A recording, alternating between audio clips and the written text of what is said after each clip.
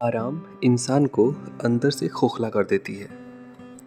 दोस्तों, हम अपने जीवन में हमेशा यही ढूंढते हैं कि कितने भी आराम से हमारे सारे काम हो जाएं, लेकिन हम ये भूल जाते हैं कि उसी आराम की वजह से हम किसी भी काम को करने की अपनी शक्ति छीड़ करते जाते हैं, खोते जाते हैं और अंदर से हम खोखले हो जाते हैं।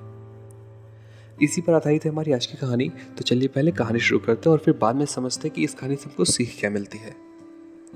एक बार एक किसान हर कभी आने वाले आंधी तूफान, ओलावृष्टि, तेज धूप, इन सभी से परेशान हो गया, क्योंकि कभी कभी फसल ज़्यादा खराब हो जाती थी।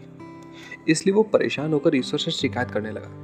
किसान बोला, आप ईश्वर तो हैं, लेकिन फसल को कब क्या चाहिए इसकी जानकारी नहीं है। जिसकी ज़रूरत भी नहीं होती वो भी आप करते रहते हैं। इसलिए मैं आपसे विनती करता हूँ कि आप मुझे एक मौका दीजिए, मेरे कहे अनुसार मौसम कीजिए, फिर हम सब किसान अन्न के भंडार भर देंगे।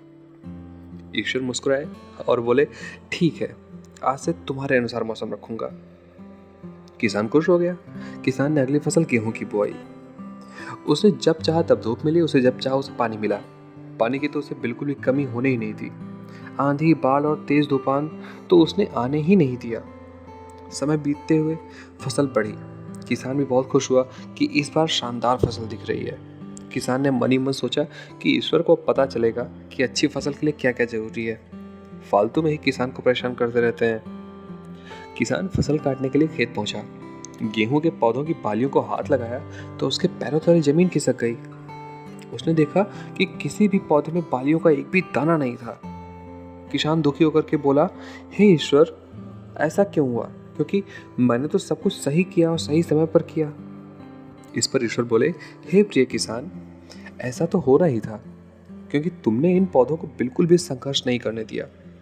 इन्हें ना तो तेज धूप में तपने दिया, ना ही आंधी का सामना करने दिया। इन्हें किसी भी प्रकार की चुनौतियों का सामना नहीं करने दिया। इसलिए बाहर से भले ही ये अच्छे दिख रहे हो, लेकिन ये अंदर से बिल्कुल खोखले हैं। इनके अंदर कुछ भी दाने नहीं है। पौधे जब विभिन्न चुनौतियों का सामना करते हैं तो उनमें ऊर्जा पैदा होती है। ये ऊर्जा उनके अंदर ही सही सामर्थ्य पैदा करती है जिनके लिए वो बने हैं।